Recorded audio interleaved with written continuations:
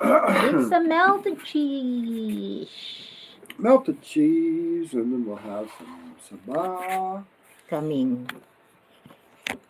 And you can probably tell It's already live. I have a cold. Oh, yeah. Yeah. It's already obvious, though, It's because obvious. yours sounds like so sick. And I'm feeling. I had a coughing attack when you were gone. I was like, my God, I don't think I'm gonna. Oh, thank you, man. Lagay mo dyan sa gilid natin. Wow. Yeah. Ba't di man lang tinustos? Ayan, masusunog. May, would you bring me a peanut or a spoon? Cuchara? Kutsara? At saka yung peanut dyan sa Just a cuchara. lamesa. Ngayon, nasa may hagdan pala. This is a tenedor. This is a cuchara. This is a cuchillo. And this is? That is a glute, a juicy booty. It's a juicy? A juicy booty. I thought it's a rocky booty. It's a rocky booty, but it's a juicy booty. Yeah, Mr. Day now is sick. Yeah. Oh, would you hand me the peanut butter? What do you call peanut butter in Filipino? Ha? Ano ba yung peanut? Sa may hagdan, wala na. Thank you, man. Which peanut butter, baby? I don't care. Yeah, that's This one fine. is already open. And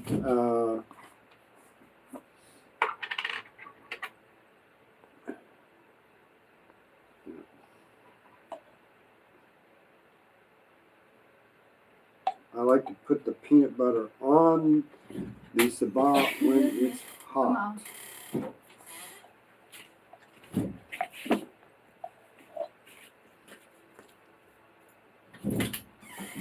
Because then it melts all over it, and these things taste so amazing. And for those of you who really like a little bit sweeter, you can put some more stevia in the peanut butter. Or you can mix a little cream in there.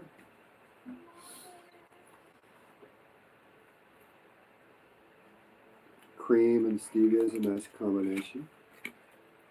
And cream cheese and stevia is a nice combination. And you can mix the cream cheese or the cream with the peanut butter.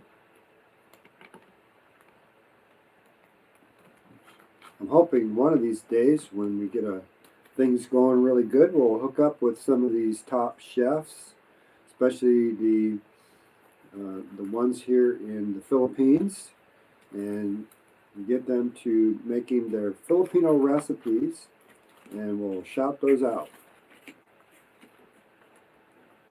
Because Jen and May, all of her family, loves to cook. And these guys are amazing cooks. They're chefs, really. Yeah. Just get that those hot bananas all coated up with the peanut butter. Yeah. Good enough.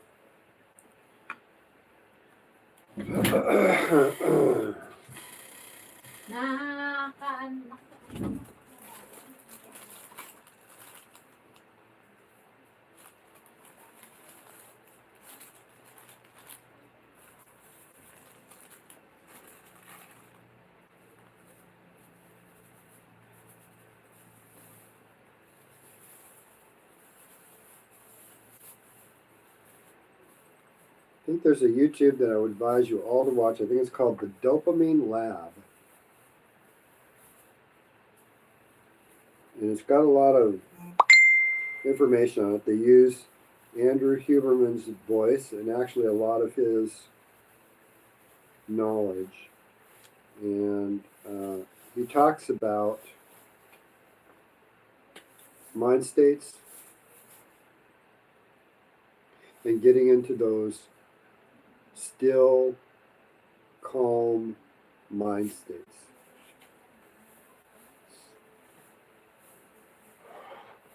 Which most people never do. They never achieve those.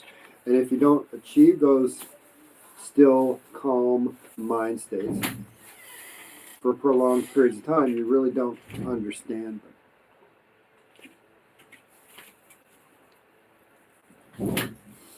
Hindi mo dinagdagan ng paa. Oh, try cutting one of these avocados that Jen picked up the other day. I think they're just perfect now. Yeah.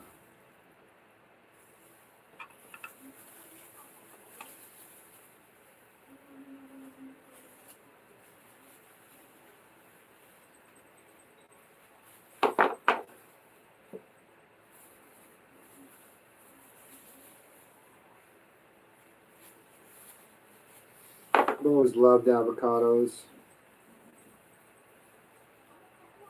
My dad wasn't such a big avocado fan, but my mom was. She got us hooked on those at a very early age.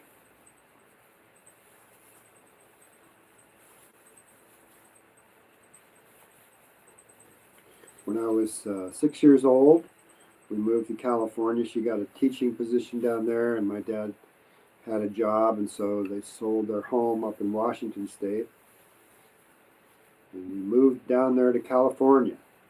And that's where I got to learn about bananas and avocados and coconuts. We lived about 30 miles south of LA, something like that.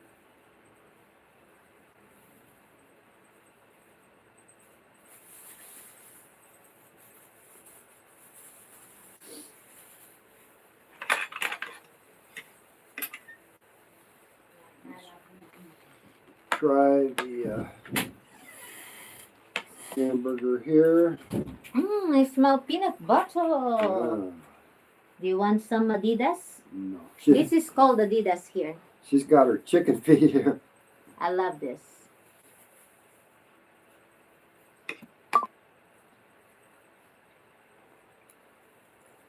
I just arrived from the market and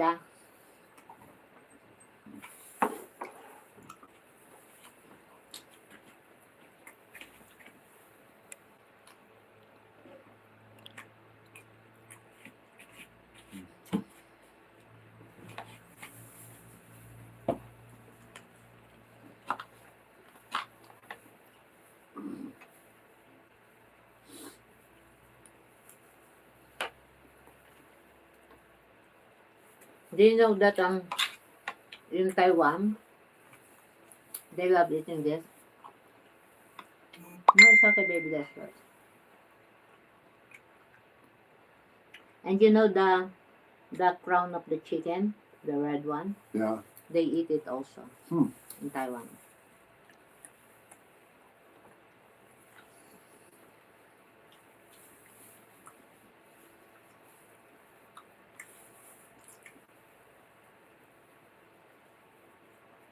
It's almost 5 o'clock p.m. here in the Philippines, and Mr. Day he didn't eat yesterday, so he does the over fasting Yeah, it's been more than 2 hours, 2 days. more than 2 days. Probably 49, 50 hours. Mm-hmm.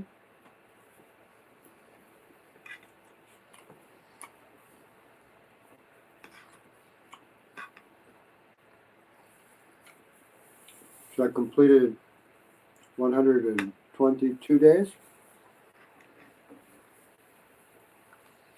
of alternate day fasting this year, 2025. My goal is to go 200 days. For me, fasting, as I learned it at a very early age because my parents were trying to make their millions of dollars, and in so doing, they scrimped on the food budget. So for what? 8 years from the 4th grade, well, 5th grade, 6th grade, on up through high school, we ate pretty much one meal a day.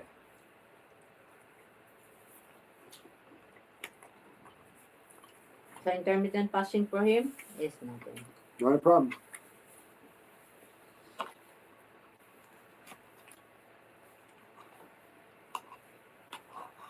Not like somebody, they will say, oh, if I didn't eat a breakfast, I will die. They think they will die. I've always found that interesting.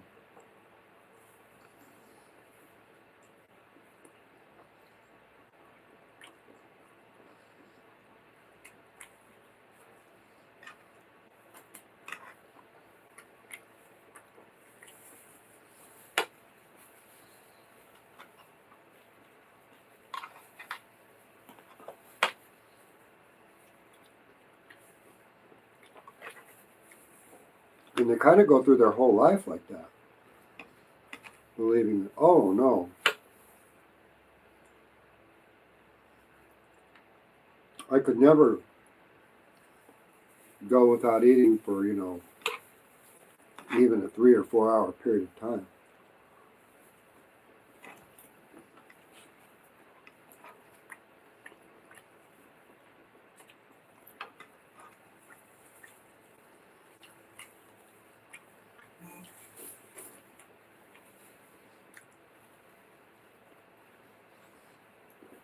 A long flight on an airplane, more than 10 hours, without some kind of a meal, it's just unimaginable to them.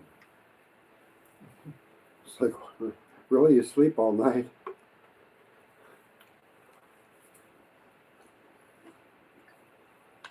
For us, no problem.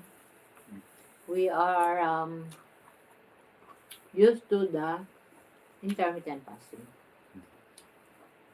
especially to him. Saved my life being able to create that mindset. Now it's just part of who I am. So how's the avocado? It's kind of bitter. It's not the best. Creamy.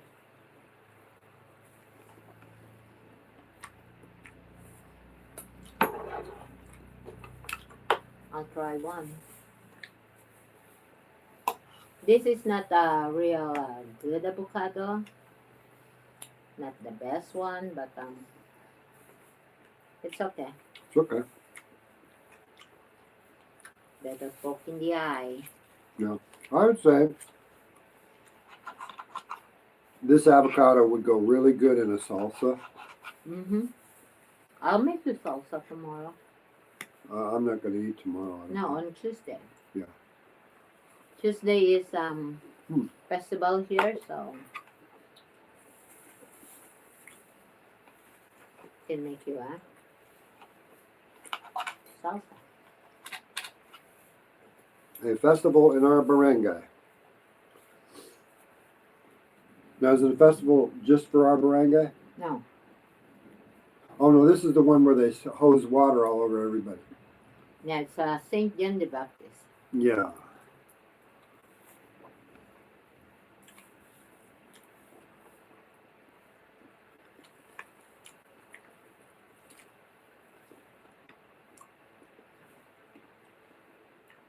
And if you go out anywhere on that day, which is, this will be Tuesday this year, you're going to risk getting hosed down with water.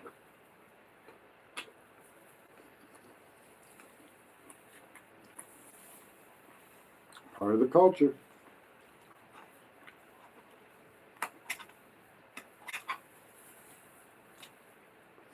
That's okay. I've gotten hosed down with water before, and I hose them back.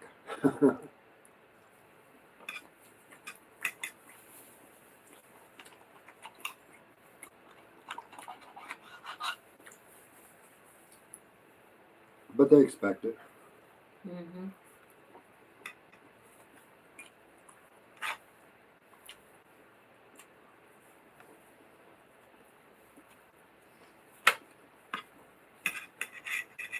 Right, baby? It's okay. You're good. you can finish it.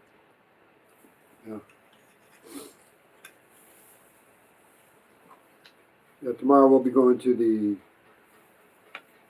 That's DASMA for our immigration or my visa, my passport update, extension. my extension. And then we'll give them our flight information for the end of August. We're flying to Bali. It's that time of our time here in the Philippines where I got to go out.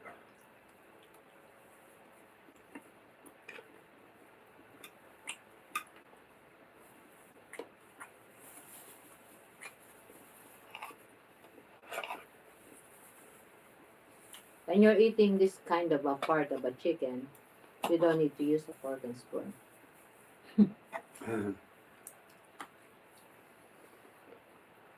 It's kind of stupid when you use a fork and spoon with the bone. And you eat some of the bone. Yeah, because it's too soft.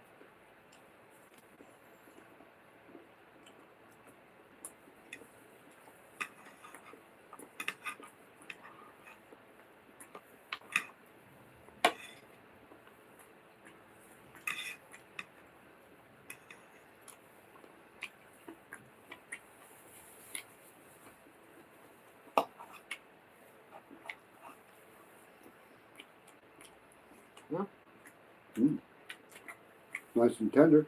Mm-hmm.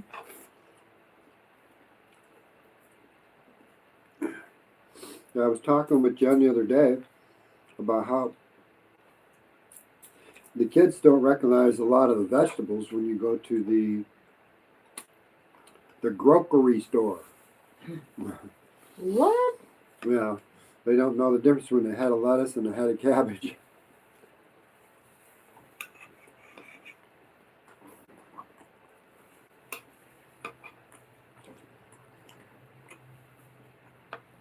Or what is it, an apple eye and a cucumber?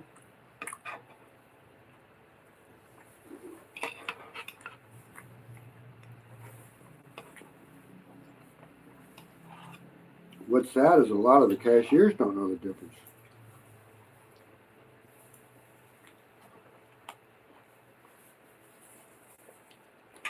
And of course, you're charged by the kilo or the pound. And so, you know, gram per gram, cabbage is a lot less in price than lettuce. So if you're putting your cabbage on the counter and they're charging you per gram of lettuce, it adds up real quick.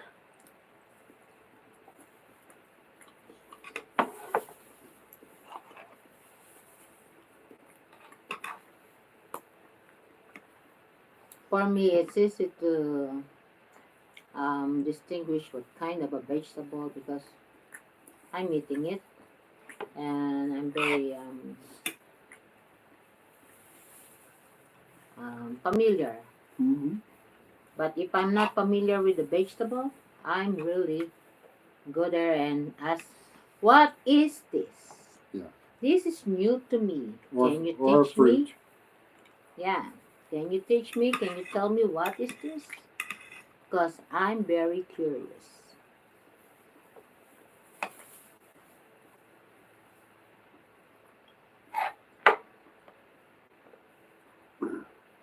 Woohoo! Mm-hmm. Yeah, filling right up. Delicious meal.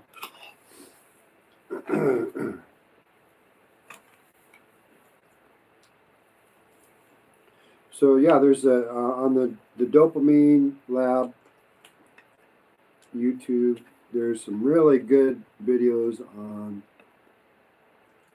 creating still mind states, and I would say that's probably the thing that I did here 16 plus years ago that really changed my life. Went into an existential crisis. I had an existential crisis, and for 3 weeks, my mind became very still for 3 weeks. And then after that, everything changed. I started getting more focused. I was able to introspect and self-reflect. Prior to that, I never really experienced that kind of stillness.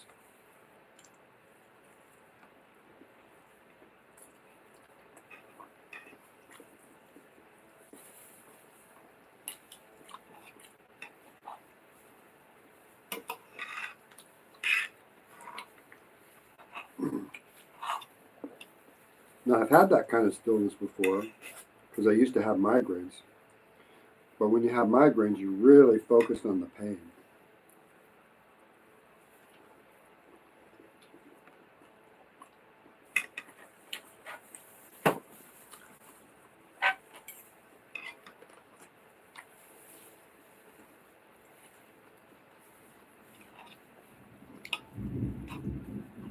Ooh, thunder. Oh, yeah. When you go to the market, my goodness. I go to the store, it's not raining. Then before I go out the store, there's a flood. A flood? He said, stay for a while, Mom. I said, I have a daughter over there in the other store.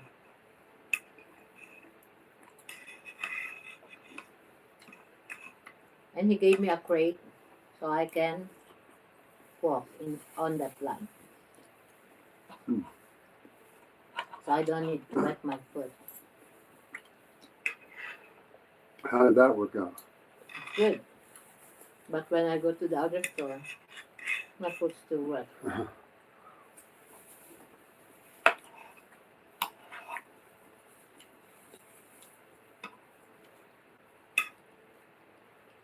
And I was sleeping. Jen called me up and said she'd be a little late. Okay. So that was like at what, 2:30? Mm-hmm. And so she got home at like what, 4:30? Yeah. And it's kind of like, While I'm traveling, then Kuya Mario also need a vulcanize. oh, It's good we stopped there in the vulcanizing. We didn't just blow out.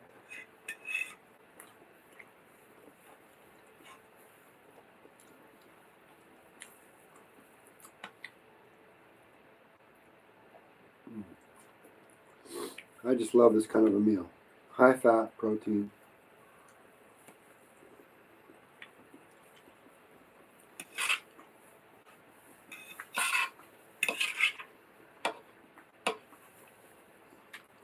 So he finished 8 eggs and how many patties? 5 or 4? I think 5.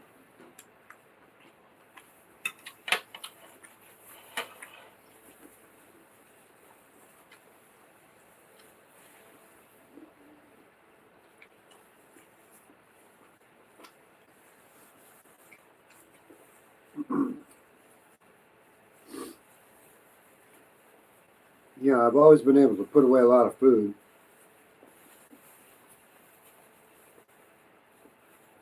Because when I was a kid, we'd eat like 1 meal a day.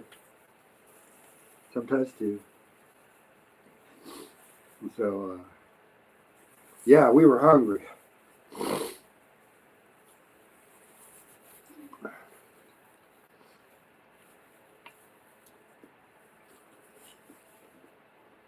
Mm.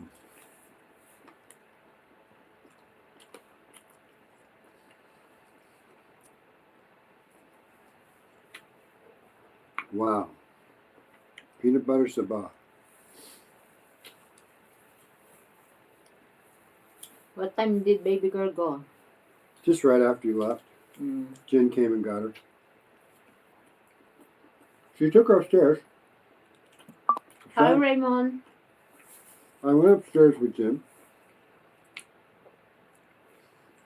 And I got a look at her aquarium, and it's like, wow, this is looking amazing. Have you seen her aquarium? Wow, it's just nice and crystal clear.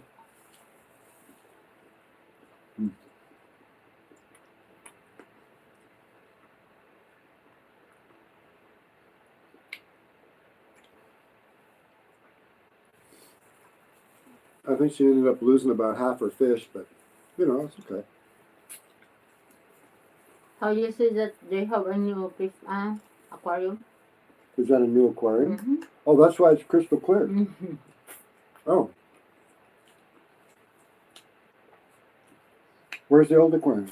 Under for the rehabilitation for the sick fish. Oh, okay.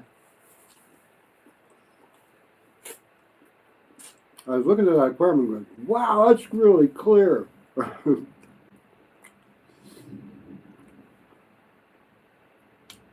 Ross carried that from Manila. Ross is such a sweetheart. Really a good guy.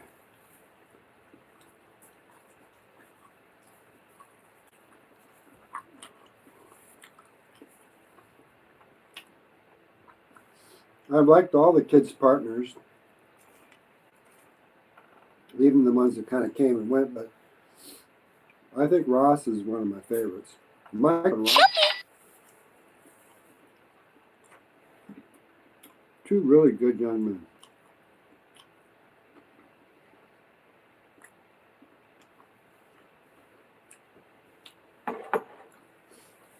Okay, I'll take a break here. Take a break, baby go.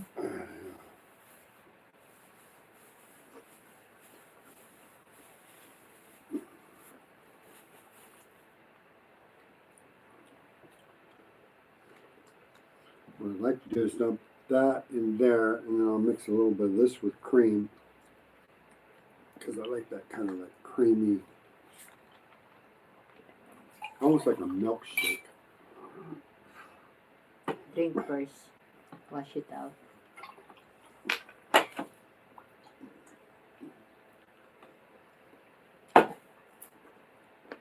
Yeah, a little bit of lemony taste. Hello, Edison.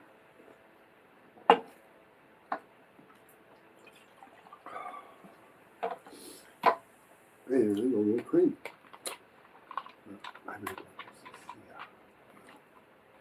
Have you heard that? He's whispering. He's whispering. I'm whispering.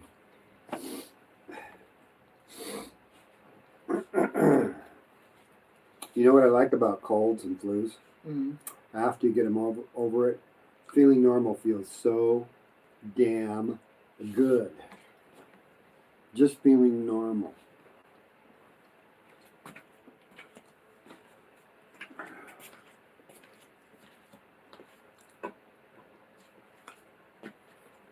And I feel pretty good.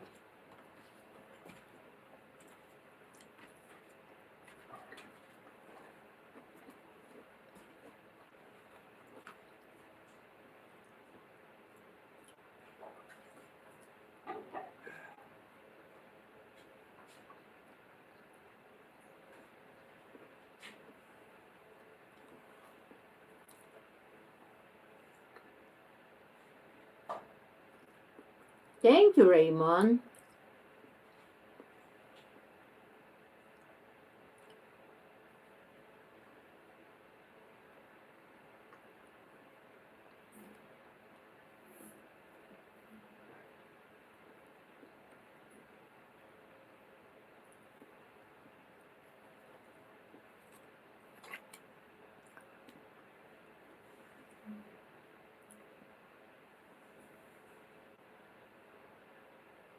You're welcome, madam.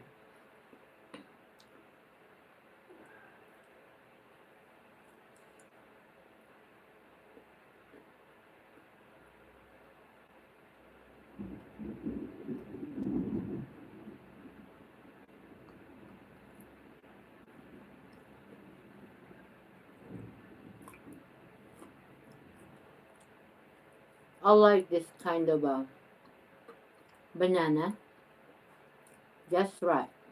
Not overripe, not raw.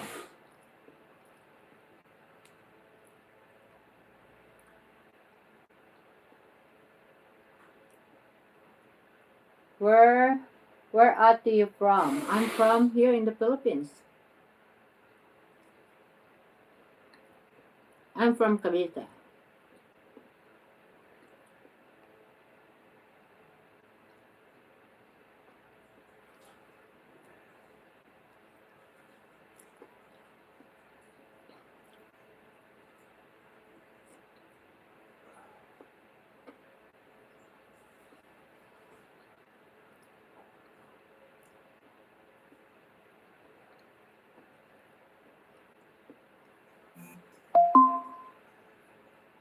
Nice grammar.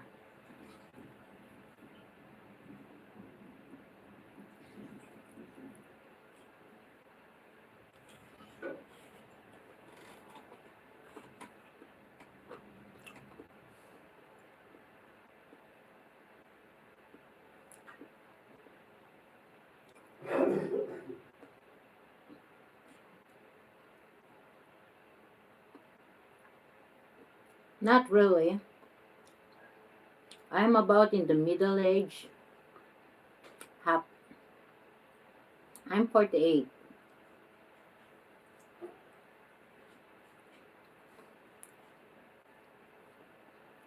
Older than 40.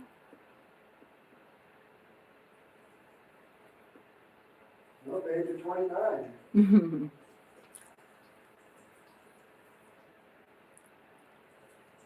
I'm from Philippines, here in Indang, Cavite.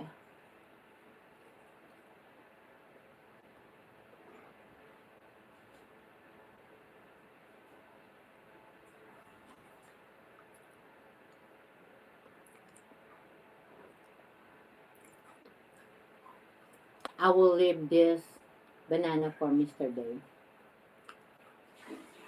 You're younger than me.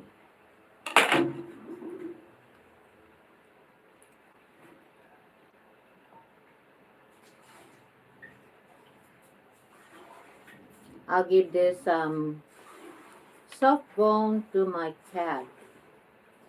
They will like it. You know, that's why I eat chicken feet. Chicken feet is high in collagen, and it will help to make us look younger. It's all natural collagen.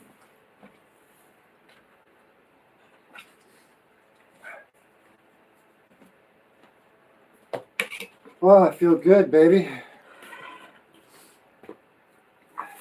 Inayos lang yung grammar. Already 50. Who, you? Age is just a number. It's okay. Mr. Dehi is 71, but he look like 17. I only look like I'm 69 and a half.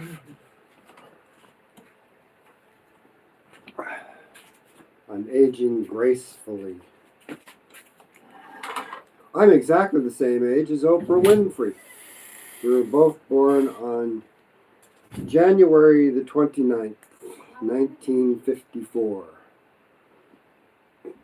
And I'm hoping someday to meet Oprah because I have brought a philosophy here to the Philippines that's based on the construct of secular Buddhism. Only I reverse engineered it and figured out the problem. Why are people not following this philosophy? Because it's a really great philosophy.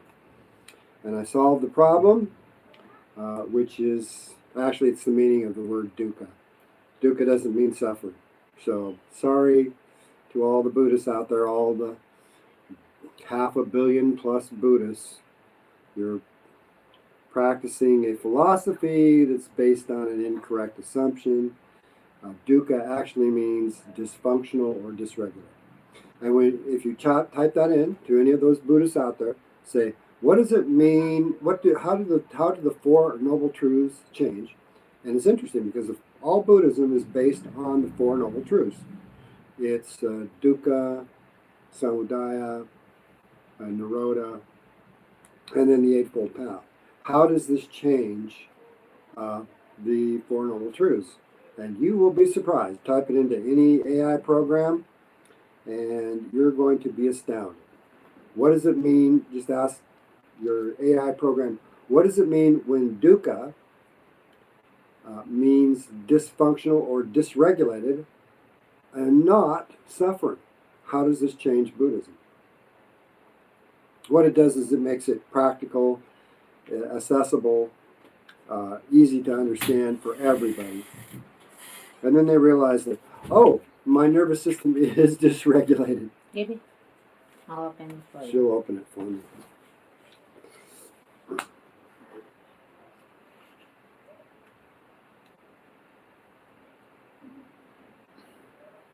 My hand's kind of... Kind of wet. Yeah, it's wet and slippery because of the collagen. I like this about baby cool. It's nice, isn't it?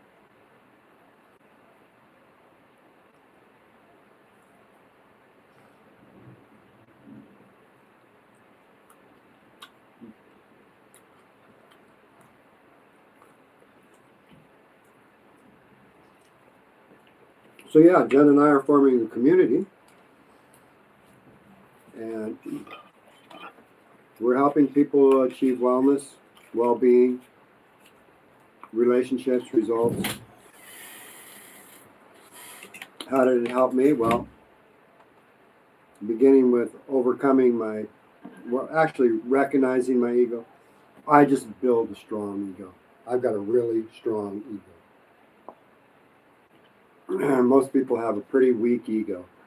Well, they're identifying with it. Anytime you identify with the voice in your head, the beliefs, you're going to have troubles.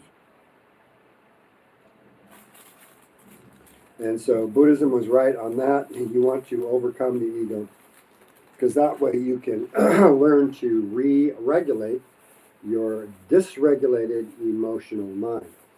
And yes, you have an emotional mind and a rational thinking mind. And the rational thinking mind is more of a conscious awareness, and your emotional mind is pretty much subconscious. You're in survival mode most of the time, especially when you get into those emotional states, anger, hate, fear, jealousy, panic, embarrassment, guilt, shame. And those aren't really emotions, they're just kind of states of mind, but they put you into emotional states. And that's not a pleasant place to be in. So stillness, and if you haven't experienced stillness, then you really are going to have trouble meditating and achieving stillness. And so Zen, and Zen meditation specifically, is just cultivating those mind states that you want to achieve. And you can't cultivate them if you don't experience them. So watch the Huberman podcast on creating those mind states. I can tell you there's a YouTube channel out there called the Dopamine Lab, and it's got Huberman's voice on there and a lot of his beliefs, and he's going to tell you, hey, develop the still mind.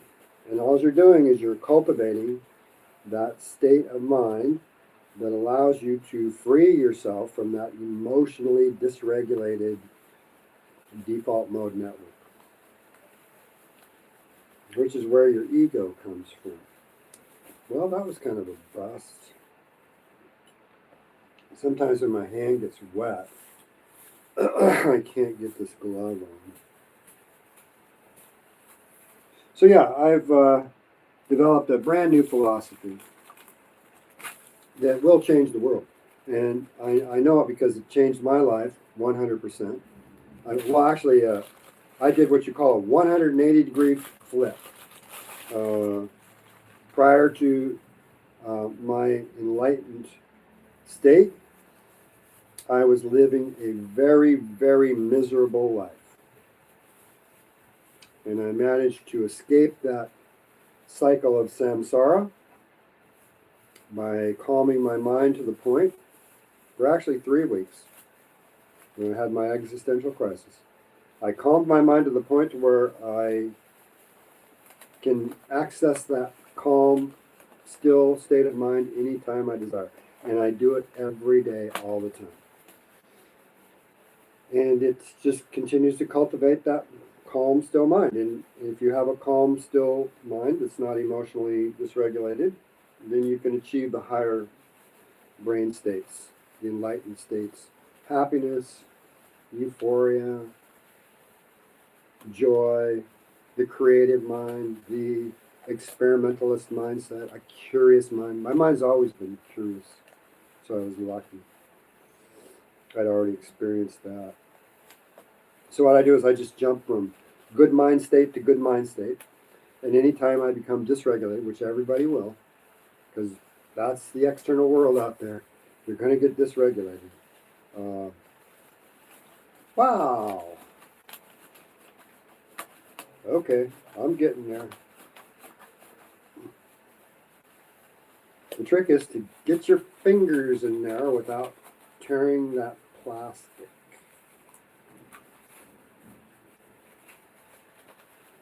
Close enough.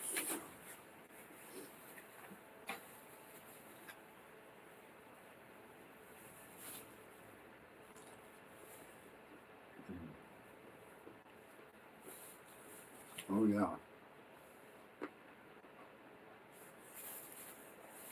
But Jen and we'll be putting up some videos on this.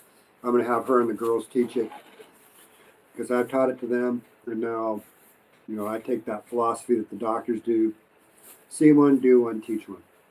Life is experiential, and so to achieve those enlightened mindsets, you actually have to experience them. Stillness of mind, it's peaceful. It's just that observing, aware mind. And observation, the observing mind, that's your superpower. Mm. Mm-mm-mm-mm.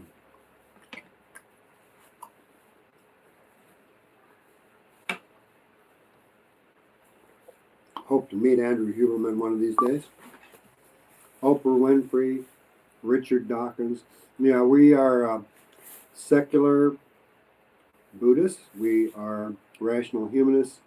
We don't have any beliefs in a God, the soul, and afterlife. Don't hold it against us. That's our belief.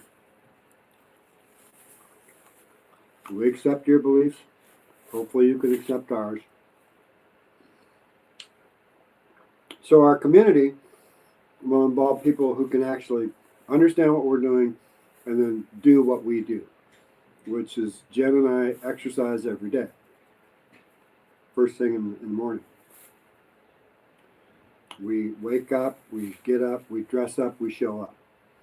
And so those are the people who are going to be in our community. And those are the people who will reap the rewards from our community. Because we wish to create a large community that is self-sufficient, free of all government intervention.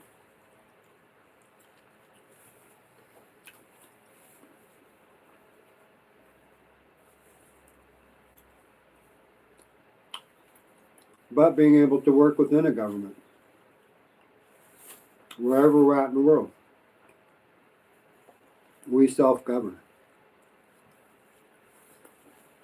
Because at the basis of our philosophy is the Buddhist morals and ethics.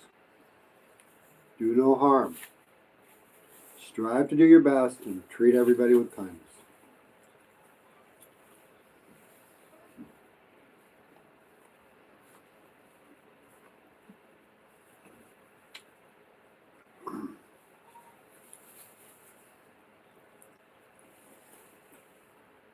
We're egalitarian.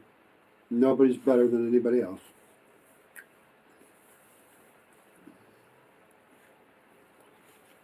Everybody deserves an equal opportunity. Our philosophy is just that. It's a philosophy. There's no hierarchy. We will have in our community, because we're trying to help people achieve financial independence and a place to live and reside with dignity. There will be many, many people who we employ. But it's good. Again, it will be employed through disciples of Tao. There's not going to be any hierarchy system. But there will be rules that you have to follow, which are do no harm, strive to do your best, and treat everybody with kindness. So, if you're doing harm, sayonara, you're not part of our group. Sayonara, mahasalama. 10.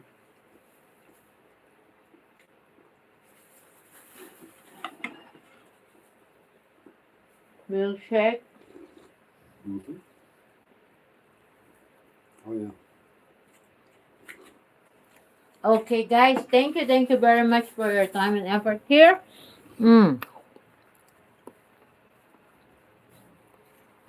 We finish our meal for the day, and We will be back again tomorrow. yeah. Mañana. Are you going to eat tomorrow? No. Okay, so he will not go back tomorrow. Don't wait for him tomorrow. He will not eat. No, but I can talk. Yeah. Okay. So again, guys, thank you all. Love you all. And have a good day. Baby ka. Look. Yarn. Bye.